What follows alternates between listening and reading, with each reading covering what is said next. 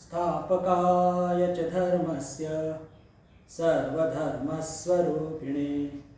अवतारवरिष्ठाय रामकृष्णाय ते नमः। जननीं शारदां देवीं रामकृष्णं जगद्गुरुं पादपद्मे तयो श्रित्वा प्रणमामि मुहुर्मुहुः। नमः श्रीयतिराजाय विवेकानन्दसूरये सच्चित्सुखस्वरूपाय स्वामिने तापहारिणे स्वामिने तापहारिणे। नमस्कार। आज हमारे जप यज्ञ का द्वितीय दिन और हम लोग आज व्याकुलता ईश्वर प्राप्ति के लिए एक आवश्यक एक डायमेंशन, एक आवश्यक आयाम जिसको कह सकते हैं, उसके संदर्भ में चर्चा करने की कोशिश करेंगे। विषय में प्रवेश करने से पहले मैं रामकृष्ण मठ ऊटी के अध्यक्ष और रामकृष्ण मठ और रामकृष्ण मिशन के वरिष्ठ सन्यासी श्रद्धेय स्वामी राघवेशानंद जी महाराज के चरणों में सश्रद्ध प्रणाम निवेदित करता हूँ। वैसे ही रामकृष्ण मठ पुणे के अध्यक्ष श्रद्धेय स्वामी श्रीकांतानंद जी महाराज, इनके भी चरणों में मैं सश्रद्ध प्रणाम निवेदित करता हूँ। और वैसे ही रामकृष्ण मिशन आश्रम बेलगांव के सचिव श्रद्धेय स्वामी आत्म प्राणानंद जी महाराज, उनके चरणों में भी सश्रद्ध प्रणाम अर्पण करता हूँ। और इसी के साथ हम लोग आज की अपनी जो चर्चा है कि ईश्वर प्राप्ति के लिए व्याकुलता का महत्व, इस संदर्भ में चर्चा करने की कोशिश करेंगे। आप सभी को याद होगा कि हम लोगों ने कल जो चर्चा की थी सत्संग का महत्व। हम सभी लोग वचनामृत पढ़ते हैं और वचनामृत में पूरी किताब जब हम पढ़ते हैं तब देखते हैं कि जगह जगह पर भगवान श्री रामकृष्ण सत्संग को बड़ा महत्व देते हैं। और सिर्फ भगवान श्री रामकृष्ण ही नहीं, तो हम देखते हैं कि भारत के सभी पंथों में या फिर दूसरे भी जो धर्म हैं, वो सभी धर्मों में उनके जो धर्म गुरु हैं वे सभी सत्संग को बड़ा महत्व देते हैं। आज हम जिस विषय पर चर्चा करने वाले हैं वह है व्याकुलता। ईश्वर प्राप्ति के लिए एक बहुत ही महत्वपूर्ण एक जिसको कहेंगे एलिमेंट है। भगवान श्री राम कृष्ण कहते हैं, हम लोग वचनामृत में यदि देखें तो 23 सितंबर 1883 इस दिन की यदि हम जो अकाउंट लिखा हुआ है अपने वचनामृत में, तो उसमें हमको क्या मिलेगा? तो भगवान श्री राम कृष्ण कहते हैं ब्रह्म भक्तों के साथ, मतलब ब्रह्म समाज के जो भक्त हैं उनसे भगवान श्री राम कृष्ण की बातचीत हो रही है। तो उस बातचीत के दौरान भगवान श्री राम कृष्ण कहते हैं कि कुछ लोग इतनी तीर्थ यात्रा करते हैं, भगवान का नाम लेते हैं, फिर भी अपने जीवन में कुछ भी वो क्यों नहीं पाते? कुछ नहीं पाते, इसका क्या मतलब है? कुछ ईश्वरीय दर्शन क्यों नहीं पाते? क्या कहते हैं, मैं फिर से पढ़ता हूँ। कुछ लोग इतनी तीर्थ यात्रा करते हैं, भगवान का नाम भी लेते हैं, फिर भी अपने जीवन में वे कुछ भी क्यों नहीं पाते? उसका उत्तर वे खुद ही देते हैं, क्योंकि उनके हृदय में व्याकुलता नहीं होती। क्योंकि उनके हृदय में व्याकुलता नहीं होती।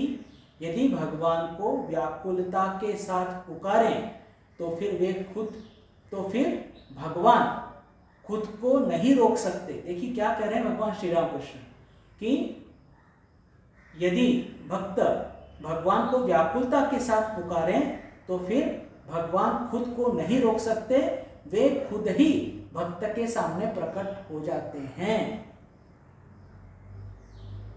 यह हम लोगों की बिल्कुल एक आम समस्या है सभी भक्तों की, कि हम लोग इतनी जब ध्यान करते हैं, इतने तीर्थ यात्रा में जाते हैं, शास्त्र अध्ययन भी करते हैं, सत्संग में जाते हैं, फिर भी हमारे जीवन में जो एक जो अपेक्षित जो प्रगति है वो क्यों नहीं हो पाती? वो इसलिए नहीं हो पाती, भगवान श्री राम कृष्ण कहते हैं कि हम जो ईश्वर का नामस्मरण करते हैं उसमें जो अपेक्षित व्याकुलता होनी चाहिए वो व्याकुलता नहीं होती। और व्याकुलता को और अच्छे से समझाने के लिए एक बहुत अच्छी कहानी कहते हैं। क्या है वो कहानी? कि एक आश्रम था, उस आश्रम में एक गुरुजी रहते थे और एक उनका शिष्य था। गुरुजी ऐसे ही कहते थे कि बेटा साधन भजन करो, उसके साथ में ईश्वर का जो नामस्मरण करोगे उसमें व्याकुलता होनी चाहिए। इंग्लिश में जिसे कहते हैं लॉन्गिंग या यर्निंग, ईश्वर प्राप्ति के लिए जिसको बोलते हैं व्याकुलता होनी चाहिए, प्रेम होना चाहिए। तो शिष्य साधन भजन तो करता था, शास्त्र अध्ययन भी करता था, पर व्याकुलता किसको कहते हैं वो ठीक से समझ नहीं पा रहा था। उसने पूछा अपने गुरुजी से कि महाराज ये व्याकुलता कैसे, ये क्या चीज़ है, इसको मैं कैसे बढ़ा सकता हूँ? तब उन्होंने कहा व्याकुलता क्या होती है मैं तुम्हें बताऊंगा किसी दिन। कुछ दिन गुजरने के बाद गुरु और शिष्य दोनों नदी में स्नान करने जाते हैं, और जब स्नान करते करते गुरुजी अचानक क्या करते हैं, शिष्य का सिर पकड़ते हैं और पानी में डुबाते हैं जोर से। अब पानी में डुबाने से क्या होता है कि उसकी सांस रुक जाती है, छटपटाने लगता है। वो गुरुजी के चंगुल से बचना चाहता है, बहुत कोशिश करता है, पर गुरुजी पूरी ताकत से उसका सिर पानी में ही रखते हैं। 1-2 मिनट सिर ऐसे ही पानी में रखने के बाद वो पूरा बिल्कुल घबरा जाता है। तब जब देखते हैं कि शिष्य बहुत घबरा गया है तो वो छोड़ देते हैं, और जैसे ही छोड़ते हैं वो बाहर आता है, उसका सिर बाहर निकलता है। तो गुरु पूछते हैं शिष्य से कि क्यों, कैसा लग रहा था पानी के अंदर? तो शिष्य कहता है कि गुरुजी सांस लेने के लिए मेरा पूरा प्राण छटपटा रहे थे, ऐसा लग रहा था कि अभी प्राण निकल जाएंगे, बहुत तकलीफ हो रही थी। तब गुरु समझाते हैं शिष्य को कि देखो बेटा, जैसे तुम्हारे प्राण सांस लेने के लिए छटपटा रहे थे, व्याकुल हो रहे थे, ऐसी व्याकुलता जब तुम्हारे जीवन में ईश्वर प्राप्ति के लिए होगी तब तुम्हें ईश्वर दर्शन होंगे। देखिए इतनी सुंदर बात कहकर, घटना कहकर, कहानी कहकर भगवान श्री राम कृष्ण व्याकुलता को समझाते हैं। मैं फिर से कहना चाहूँगा कि देखो भगवान श्री राम कृष्ण हम लोगों को समझाते हैं कि हम लोग साधन भजन करते हैं, तीर्थ यात्रा करते हैं, शास्त्र अध्ययन करते हैं, पर जो ईश्वर प्राप्ति के लिए जो एक बहुत ही महत्वपूर्ण एक घटक जिसको कहेंगे, एक आयाम है, वह है ईश्वर प्राप्ति के लिए व्याकुलता। व्याकुलता यदि हमारे जीवन में ना हो तो हम जिंदगी भर ईश्वर का नाम स्मरण करते रहें, लेकिन यदि वो व्याकुलता, वो प्रेम यदि हमारे जीवन में ना हो तो भाइयों और बहनों, शायद हमारी अपेक्षित प्रगति जो इसकी हमको आशा है वह शायद नहीं हो पाएगी। एक और सुंदर कहानी भगवान श्री राम कृष्ण कहते हैं, और वो भी हमारे रोजमर्रा की जिंदगी से ही जुड़ी हुई है, वो भी आपके सामने मैं रखना चाहूँगा, जिससे ये कितनी महत्वपूर्ण बात है। साधारण तौर पर हम साधन भजन करते हैं, पर उससे क्या होता है, हमारा थोड़ा घमंड ही बढ़ता है कि देखो मैं कितना जप करता हूँ, कितना ध्यान करता हूँ। इस तरह की भावना यदि हमारे मन में है तो इससे हमको ईश्वर नहीं मिलेंगे। किस भावना से मिलेंगे? तो व्याकुलता हमारी कितनी है, हमारा कितना अपनापन है, हमारा कितना प्रेम है ईश्वर से, उससे हमारी प्रगति हो पाएगी। तो वो कहानी क्या है कि घर में एक माँ है और उसका छोटा सा बच्चा है, 1-1.5-2 साल का। अब माँ को तो घर में सब काम करने हैं, रसोई बनानी है, कपड़े धोने हैं, घर की सफाई करनी है। अब बच्चे को लेके यदि रहे तो काम कैसे होगा? तो माँ क्या करती है, बच्चे को उसको कुछ खिलौने दे देती है।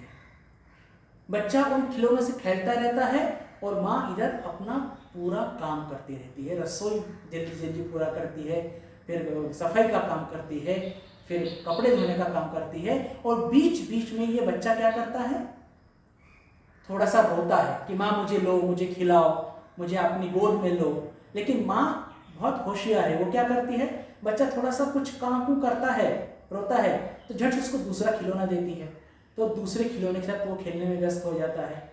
फिर रोता है तो कुछ उसे मिठाई दे देती है, तो थोड़ी मिठाई खाने में वो व्यस्त हो जाता है। पर ये सब करने के बाद जब वो बच्चा पूरी तरह से, इसको कहते हैं, बोर हो जाता है मिठाई से, खिलौनों से, तो क्या करता है, बड़े जोरों से रोता है, बड़े जोरों से रोता है। तब माँ को यह समझ में आ जाता है कि अब यह बच्चा मानने वाला नहीं है, अभी मैं इसको कितने भी खिलौने दूं, अभी मैं इसको कितनी भी इसकी मनपसंद मिठाई दूं, फिर भी ये बच्चा मानने वाला नहीं है। तो जब माँ को ऐसा प्रतीत होता है, उसको बराबर ख्याल में आ जाता है कि ये बच्चा अब मानने वाला नहीं है, तब माँ क्या करती है, कितना भी काम जरूरी हो सब छोड़कर वो आती है और बच्चे को अपने गोद में लेकर उसे दुलार करती है, उसे प्यार करती है। तो देखिए कि जब तक कहानी का आशय क्या है, कहानी का मतलब क्या है, कहानी का मतलब ऐसा है कि जब तक हम लोग अपने सांसारिक कर्मों को लेकर ही रहेंगे या उसके प्रति ही हमारी प्रीति है, उसके प्रति ही हमारा खिंचाव है, तो ईश्वर क्या कहेंगे कि तुम थोड़े और कुछ कर्म लो, हमारे मन में शायद कुछ और वासना निर्माण हो जाए, उसको तुम पूरा करो, चलो। वो सब वासना को पूरा करने के लिए वो शायद आशीर्वाद दे दें, लेकिन जब तक हम अपने जीवन में कि हमको ये सब सांसारिक सुखों को नहीं चाहिए, हमको जैसे वो बच्चा सब कुछ छोड़ के और जोर से रोना चालू करता है, जब तक हम सब छोड़कर और ईश्वर के लिए जब तक नहीं रोएंगे, तब तक ईश्वर हमको दर्शन नहीं देंगे। तो ये व्याकुलता हमारे साधना के साथ, हमारे उपासना के साथ, हमारे शास्त्र अध्ययन के साथ होनी चाहिए। जितनी जितनी हमारी व्याकुलता बढ़ेगी, उतना ही हम ईश्वर की ओर हमारे कदम बढ़ते जाएंगे। व्याकुलता यदि नहीं होगी तो हमारी साधना, जिसको कहेंगे एक तरह से एक मैकेनिकल हो जाएगी, शुष्क हो जाएगी। और शुष्क साधना हम कितनी भी करें, कितने जन्म भी वैसे ही साधना करें, उसका कोई भी प्रभाव हमारे हृदय पर नहीं पड़ेगा। तो भगवान श्री राम कृष्ण इस चीज़ को लेकर बहुत ही महत्व देते हैं कि हमारे जीवन में ईश्वर प्राप्ति की व्याकुलता होनी चाहिए। भगवान श्री राम कृष्ण के एक भक्त थे, बलराम बोस, आप सभी जानते हैं, और उनके पिताजी थे। जब वो कलकत्ते में आते हैं उड़ीसा से, तो बलराम बसु उनको भगवान श्री राम कृष्ण के दर्शन करने के लिए ले जाते हैं। बलराम बसु के पिताजी एक बहुत परम वैष्णव भक्त थे और वो हमेशा अपने हाथ में जप माला लेकर जप करते थे। वो कुछ भी काम करते हों, लेकिन हाथ में जप माला जरूर रहेगी और वो जप माला से जप छूटता नहीं था उनका। भगवान श्री राम कृष्ण से उनकी जब भेंट होती है, उनसे बातचीत हो रही है, लेकिन हाथ से जप नहीं छूट रहा है। तो भगवान श्री राम कृष्ण ने उनसे, उनके समक्ष, उनके सामने तो कुछ नहीं कहा, पर जब भेंट हो जाने के बाद वो चले गए, मतलब बलराम बसु के पिताजी और बलराम बोस चले गए अपने घर, तब वो रामलाल दादा से कहते हैं कि अरे इतना सब कुछ करने के बावजूद इन लोगों की प्रगति क्यों नहीं होती। देखिए श्री राम कृष्ण भी तो दो टूक बातें करते हैं, बिल्कुल दो टूक और स्पष्ट, किसी को बुरा लगे या किसी को अच्छा लगे। क्यों? क्योंकि वो सच में प्रेम करते थे अपने भक्तों से, उनकी प्रगति चाहते थे। तो वे रामलाल से कहते हैं कि इन लोगों की कुछ प्रगति क्यों नहीं होती, क्योंकि ये हरि स्मरण करके, ईश्वर का नाम स्मरण करके सिर्फ नदी में ऊपर ऊपर तैरते हैं। देखिए क्या कह रहे हैं, ये सिर्फ ईश्वर का नाम स्मरण करके ऊपर ऊपर तैरते हैं, और यदि मोती पाना हो तो नदी में या समुद्र में बिल्कुल जिसको कहते हैं गहरे तक जाना पड़ेगा। बिल्कुल एकदम गहरे तक जाने से तब कहीं मोती मिलते हैं समुद्र में। तो भगवान श्री राम कृष्ण का कहने का मतलब क्या था कि ये लोग ऐसे दिखावे के लिए तो बहुत कुछ करते हैं, लेकिन ये कितने गहरे पानी में उतरे हैं ये कैसे मालूम पड़ेगा? तो ये व्याकुलता नहीं होने से होता है। भगवान श्री राम कृष्ण का जो कहना है कि गहरे पानी में उतरना चाहिए, इसका मतलब क्या है? इसका मतलब यह है कि हमारे जीवन में ईश्वर प्राप्ति के लिए व्याकुलता होनी चाहिए, तीव्र व्याकुलता। व्याकुलता कैसी होनी चाहिए? जैसे वो बच्चा रोता है। व्याकुलता कैसा होनी चाहिए? जैसे वो शिष्य जिसका मुंह पानी में गुरुजी ने डुबा दिया था, वो सांस लेने के लिए ऐसा तड़फड़ कर रहा था। वैसे जब तक हमारे जीवन में एक तड़प निर्माण नहीं हो तब तक ईश्वर दर्शन नहीं हो सकता। एक बहुत अच्छी पंक्ति, उसका हिंदी भावार्थ मुझे याद आ रहा है कि साधक के जीवन में ईश्वर प्राप्ति के लिए जो तड़प होती है वो कैसी होनी चाहिए कि जैसे किसी व्यक्ति के सिर में आग लगी हो। क्या मतलब है कि कल्पना कीजिए कि एक व्यक्ति है और उसके सिर के ऊपर मतलब बालों में आग लग गई है, और ऐसा व्यक्ति जिसके सिर में आग लगी हो और जो पानी खोज रहा हो, कितनी तीव्रता से, कितनी व्याकुलता से वो पानी खोजेगा, कितनी व्याकुलता से वो पानी खोजेगा, ये तो हम सभी जानते हैं, कल्पना कर सकते हैं। तो ऐसी व्याकुलता से जब हम साधना करेंगे तो निश्चित तौर पर हमें जो ईश्वर दर्शन जिसकी हमें आशा है, अपेक्षा है, क्योंकि हम मोक्षार्थी हैं, तो ये तभी संभव होगा।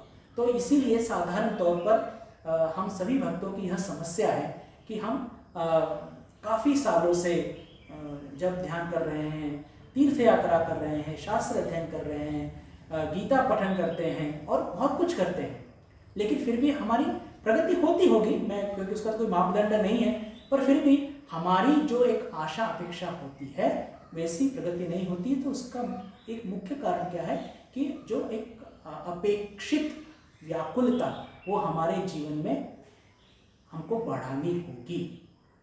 पहले ये व्याकुलता हम कैसे बढ़ा सकते हैं इसकी चर्चा हम करेंगे, अभी करेंगे, लेकिन उसके पहले हम थोड़ा सा देखना चाहेंगे कि भगवान श्री राम कृष्ण के जीवन में कैसी व्याकुलता थी, उनके खुद के शब्दों में ही देखेंगे।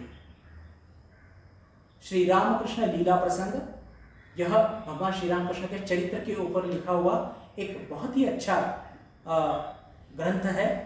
आप में से अनेक लोगों ने पढ़ा होगा। मेरी विनंती है जिन्होंने नहीं पढ़ा कृपया वे उसको एक बार फिर से फिर से पढ़ें। जिन्होंने पढ़ा है वे एक बार फिर से पढ़ें, जिन्होंने नहीं पढ़ा है वे कृपया एक बार तो पढ़ें।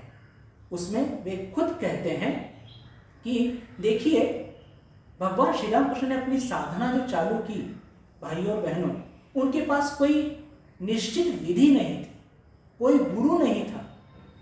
हम लोगों के तो गुरु हैं, हमारे उनको साधना कैसी करनी है ये भी हमको हमारे गुरु ने बता दिया है। 4 मार्ग हैं, राजयोग, भक्ति योग, ज्ञान योग, कर्मयोग, ये सब बता दिए हमको हमारे गुरु ने। लेकिन भगवान श्री राम कृष्ण की जिंदगी में ऐसी कोई भी फॉर्मल ट्रेनिंग नहीं, फिर भी वो भगवान को प्राप्त करते हैं, मां भवतारिणी का दर्शन प्राप्त करते हैं। क्यों? सिर्फ व्याकुलता के आधार पर। 12 साल की उनकी जो साधना उन्होंने दक्षिणेश्वर में की, उस साधना के जो सब उसका जो जिसको कहेंगे कि मूल जो मंत्र है वो क्या है? सिर्फ व्याकुलता। माता से जब बात करते हैं, मतलब मां भवतारिणी से, काली मां से बात ऐसे विश्वास से करते हैं कि ये जीवित है, और कहते हैं कि यदि तूने मुझे दर्शन नहीं दिया तो मैं अपनी गर्दन काट लूंगा। सिर्फ देखिए, हम किसी भी धर्म के माध्यम से साधना करें, किसी भी पंथ के माध्यम से साधना करें, किसी भी विधि से साधना करें, पर प्रत्येक विधि, प्रत्येक पंथ, प्रत्येक धर्म की साधना में जो एक मूल तत्व है वो है व्याकुलता। और भगवान श्री राम कृष्ण ने उसी को पकड़ा। इस व्याकुलता को पकड़ के ही भगवान श्री राम कृष्ण ने, देखिए कोई निश्चित साधन नहीं था, इतने घंटे बैठूंगा, उतने घंटे नहीं बैठूंगा, शास्त्र अध्ययन करूंगा। देखिए ये सब तो हमारे लिए है, हम साधारण लोग हैं। लेकिन भगवान श्री राम कृष्ण के जीवन में क्या था, आप सोचिए, ये बड़ी महत्वपूर्ण बात है। न कोई गुरु, न कोई गाइड, न कोई निश्चित विधि, सिर्फ एक विश्वास की माँ है और मुझे उसने मुझे दर्शन देना ही चाहिए। एक अधिकार, एक जोर जबरदस्ती, जैसे माँ अपने बच्चे पे करता है कि माँ तुमको मुझे देना ही होगा। भगवान श्री राम कृष्ण एक बड़ा सुंदर उदाहरण कहते हैं कि जैसे बच्चे को पतंग उड़ाने में बड़ा मजा आता है और वो माँ से पैसे मांगता है। माँ अपने सहेलियों से बातचीत कर रही है, वो बार बार आके उसको परेशान करता है कि माँ मुझे पैसे दो। तो माँ उसको जरा दुत्कारती है कि जाओ, पप्पा ने कहा है पैसे नहीं है, पप्पा ने पैसे नहीं दिए। फिर भी वो नहीं छोड़ता है और वो उसको इतना पीछे लगता है कि माँ परेशान हो जाती है और अपने बटुए से पैसे निकाल के देती है कि ये ले और मेरी जान छुड़ा। तो ये उदाहरण देकर ये क्या है, ये बच्चे के अपने माँ के प्रति अपनापन होता है, जिद होती है। तो ये जो व्याकुलता, भगवान श्री रामकृष्ण ने सिर्फ ये व्याकुलता को पकड़ा। देखिए किसी निश्चित, उन्होंने ऐसे कोई परिपाटी को नहीं पकड़ा जिस तरह से हमने पकड़ा है। हम तो बहुत भाग्यवान हैं क्योंकि हमें गुरु मिले हैं, उन्होंने एक निश्चित मार्ग बताया है, उस मार्ग पर चलने से हमें निश्चित भगवान लाभ होगा। लेकिन उस साधन भजन में हमको जो एक महत्वपूर्ण चीज जो हमको जोड़नी है वह यह कि उसमें व्याकुलता, उसमें बहुत तीव्र होनी चाहिए। भगवान श्री राम कृष्ण के मुख से ही कुछ निकले हुए शब्द कि जब वे अपने 12 साल की जब जो साधना कर रहे थे तब आहार, निद्रा, भय, लज्जा यह सब लुप्त हो गए थे। खाते थे तो खाते थे, नहीं तो नहीं। किसी ने कुछ जबरदस्ती खिलाया तो खाएंगे, नहीं तो खाने के होश नहीं थे। लगभग 6 महीने तक सतत उनकी नींद गायब हो गई थी। यहां तक की अवस्था खराब हो गई थी कि वचनामृत में लीला प्रसंग में इसका उल्लेख है कि उनकी आंखें या अपन जो पलक हम लोग झपकाते हैं ना, उनकी पलक झपकती नहीं थी, इतने व्याकुल हो गए थे। और बिल्कुल जैसे सतत, जिसको बोलते हैं हमेशा के लिए आंखें खुली और ऐसे देखते रहते थे। लोग उनको देखकर कहते थे कि ये पूरा पगला गया है। लोगों को क्या समझता है कि इनकी क्या इनकी व्याकुलता का स्तर क्या है, तीव्रता क्या है, ये लोग कैसे समझेंगे।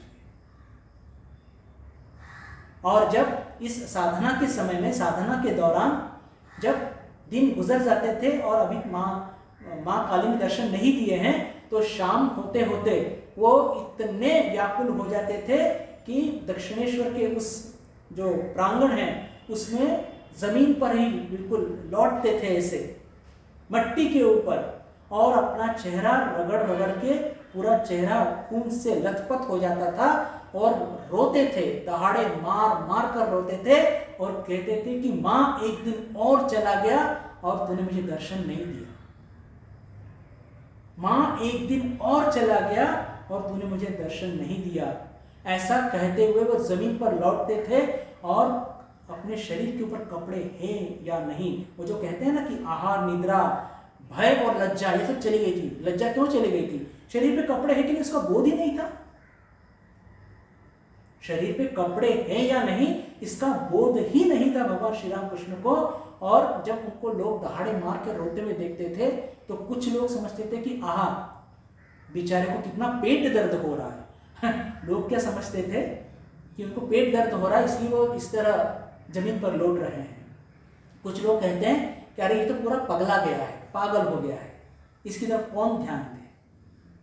भगवान श्री राम कृष्ण कहते थे कि उस समय उनके शरीर अन्न न खाकर बिल्कुल एक सूखे झाड़ का ठूंठ जो होता है उसके समान हो गया था। अब उनकी जटाएं ऐसी बड़ी बड़ी हो गई थी और अपनी जटाओं में धूल जम गई थी, धूल जम गई थी। और जब वो ध्यान करने बैठते थे तो जो पक्षी वो समझते थे ये शायद किसी झाड़ की जटा है, तो उनके सिर पे आकर बैठकर वो जटाओं में वे कुछ खाने को ढूंढते थे। ये स्वयं श्री राम कृष्ण के शब्द हैं, कोई मनगढ़ंत कहानी नहीं है। तो इस तरह से लज्जा, घृणा, निद्रा, भय, यह सब इसके परे चले गए थे भगवान श्री राम कृष्ण। इतनी तरह की उन्होंने इतनी तीव्र व्याकुलता उनके जीवन में हमको देखने को मिलती है। और फिर शाम होते होते रोते थे कि माँ एक दिन और चला गया और तुम्हें दर्शन नहीं दिया।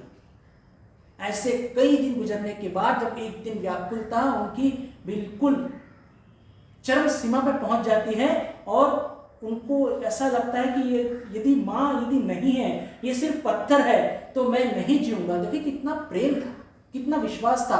और वो जिस उस काली मंदिर में जो माँ भवानी के हाथ में, माँ काली के हाथ में जो खड़ग रहता है, वो एक उन्माद की भांति जाते हैं और खड़ग उठा के लेते हैं कि माँ तूने यदि दर्शन नहीं दिया तो मैं आज मेरा जीवन खत्म कर दूंगा। देखिए ये एक सामान्य घटना नहीं है, ये व्याकुलता की चरम सीमा है। और अपने गले के ऊपर वो खड़ग चलाने ही वाले थे कि उसी क्षण माँ उनको निराकार रूप में दर्शन देती है। देखिए मैंने ये सब आपके सामने क्यों ये सब बातचीत की, उसका कारण सिर्फ एक ही है कि हमारे जीवन में इस तरह की व्याकुलता के साथ हम साधना करें तो देखिए भगवान श्री रामकृष्ण स्वयं खुद ही कहते हैं कि यदि भक्त ईश्वर को व्याकुलता के साथ पुकारे तो भगवान स्वयं को नहीं रोक सकते। शब्दों की ओर ध्यान दीजिए कृपया। भगवान स्वयं को नहीं रोक सकते और वे खुद आकर भक्तों को दर्शन देंगे या देने के लिए आतुर हैं, पर व्याकुलता हमारे जीवन में वैसी होनी चाहिए। तो ये तो बात हो गई भगवान श्री राम कृष्ण की। और तो थोड़ी ही देर में हम लोग हमारे जीवन में व्याकुलता कैसे बढ़े इस बात की चर्चा करने की कोशिश करते हैं। कि देखिए ये दो चीज़ हैं कि हमारे हृदय में हमें ईश्वर प्राप्त करने की इच्छा तो है, पर वो व्याकुलता भी तीव्र नहीं है। तीव्र क्यों नहीं है? क्योंकि हमारे मन में कुछ सांसारिक वासना कामना है। मतलब भगवान श्री राम कृष्ण की भाषा में लकड़ी अभी गीली है।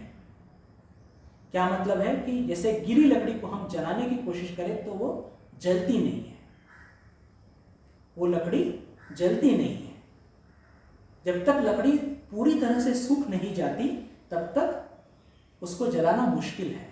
तो हमें क्या करना चाहिए? उसके लिए विवेक करना चाहिए। हमारे जीवन में विवेक जितना तीव्र, मतलब जिसको कहते हैं जितना एक योग्य पद्धति से, योग्य तरीके से हम लोग विवेक करेंगे जीवन में कि ईश्वर प्राप्ति के लिए क्या जरूरी है और क्या नहीं। जो चीज़ जरूरी नहीं है उसकी तरफ ध्यान न देना और ईश्वर प्राप्ति के लिए जो कुछ जरूरी है वही करना। जब ये भाव हमारे मन में पूरी तरह से बैठ जाएगा तो धीरे धीरे हमारी भी व्याकुलता बढ़ेगी। तो हमारे जीवन में व्याकुलता यदि हमें बढ़ानी है तो उसके लिए जो पहला और महत्वपूर्ण उपाय है वह यह कि हमें अपने जीवन में विवेक का अवलंबन करना चाहिए।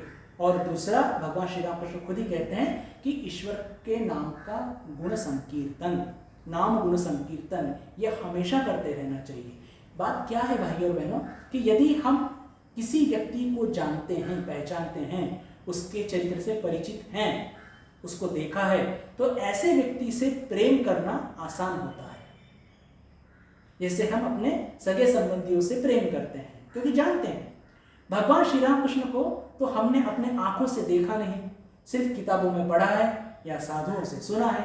तो उनके ऊपर उस तरीके से प्रेम करना हम जैसे साधारण लोगों के लिए थोड़ा मुश्किल होता है। तो पर ये प्रेम बढ़े कैसे? देखिए प्रेम बढ़ेगा तो व्याकुलता बढ़ेगी, और प्रेम बढ़ाने के लिए ही क्या करना चाहिए? ईश्वर के नाम का गुण संकीर्तन। देखिए ये साइकोलॉजिकली भगवान श्री राम कृष्ण ने कितनी परफेक्ट बात कही है। मुझे तो ऐसा लगता है, आप लोग सोच के देखिए, दो चीज कहते हैं वो व्याकुलता बढ़ाने के लिए। पहली तो विवेक करना चाहिए और अपने जो सांसारिक जो सुख भोग हैं उनसे अपना मुंह मोड़कर हमें ईश्वर में मन लगाना चाहिए, इसकी कोशिश करनी चाहिए। दूसरा, ईश्वर के नाम गुण का संकीर्तन करना चाहिए। और तीसरा, और जो अति महत्वपूर्ण, कि ईश्वर को हमें अपना, जिसको कहते हैं अपना मानना चाहिए कि ये मेरे अपने हैं। और उसके लिए क्या जरूरी है? उसके लिए जरूरी है कि 5 प्रकार के जो भाव हैं, भगवान श्री राम कृष्ण कहते हैं कि दास्य, सख्य, वात्सल्य, मधुर और शांत, इसमें से जो भाव पसंद हो। साधारण तौर पर भगवान श्री राम कृष्ण को दास्य भाव बहुत पसंद था कि आप मेरे मालिक और मैं आपका नौकर। बड़ा ही सुंदर, जैसे भगवान रामचंद्र के प्रति जो हनुमंत की भक्ति थी, दास्य भक्ति थी, इस भक्ति की वो बहुत प्रशंसा करते थे और ये भाव बड़ा ही अच्छा है। दूसरे भाव भी बहुत अच्छे हैं, पर ये भाव की उन्होंने विशेष उल्लेख उन्होंने किया हुआ है। तो जो आप लोगों से मैं विशेष आज ये दूसरे दिन की चर्चा हम समाप्त करने जा रहे हैं, तो उसमें जो कहना चाहूँगा कि जो हमारी बहुत मुख्य समस्याएं हैं कि हम सभी साधन भजन करते हैं, तीर्थ यात्रा करते हैं, शास्त्र अध्ययन करते हैं और भी जो कुछ हमसे कहा जाता है समय समय पर साधुओं द्वारा, हम सब करने की कोशिश करते हैं, लेकिन उसमें एक जो महत्वपूर्ण एक उसका अंग है कि उसके साथ हमारे जीवन में व्याकुलता होनी चाहिए। तो हमारे जीवन में विवेक के द्वारा, ईश्वर के नाम गुण संकीर्तन के द्वारा, या तो फिर ईश्वर को अपना बनाने की एक तीव्र कोशिश होनी चाहिए। तो ये तीन जो इस प्रकार के जो तरीके हैं, इससे हम अपने जीवन में व्याकुलता निश्चित तौर पर बढ़ा सकते हैं। और व्याकुलता बढ़ी कि भगवान श्री रामकृष्ण कहते हैं कि जैसे ही पूर्व में सुबह जब लालिमा दिखाई देती है तो हम समझ जाते हैं कि सूर्योदय होने ही वाला है, तो वैसे ही हमारे जीवन में जैसे व्याकुलता बढ़ेगी तो फिर समझ जाइए कि ईश्वर दर्शन होने ही वाला है। तो आज हम लोग यहीं रुकते हैं। मुझे बहुत खुशी है कि आप सब लोगों के साथ मुझे यह सब आध्यात्मिक चर्चा करने का मौका मिला है। तो आज हम लोग यहीं पे मेरी वाणी को विराम देता हूँ और कल जैसी सूचना फिर देना चाहूँगा कि इस व्याख्यान के बाद आप सभी लोग मुख्य चैनल जो है RKM बेलगांव, उसके ऊपर शिफ्ट हो जाइए और वहाँ पर शिफ्ट होने से, वहाँ पे लॉगिन करने से आप भगवान श्री रामकृष्ण की आरती का लाभ ले सकेंगे। कल हम लोग फिर मिलेंगे और तब हम शरणागति इस विषय के ऊपर चर्चा करने की कोशिश करेंगे। ओम शांति शांति शांति। हरि ओम तत्सत्। श्री राम कृष्णार्पणमस्तु।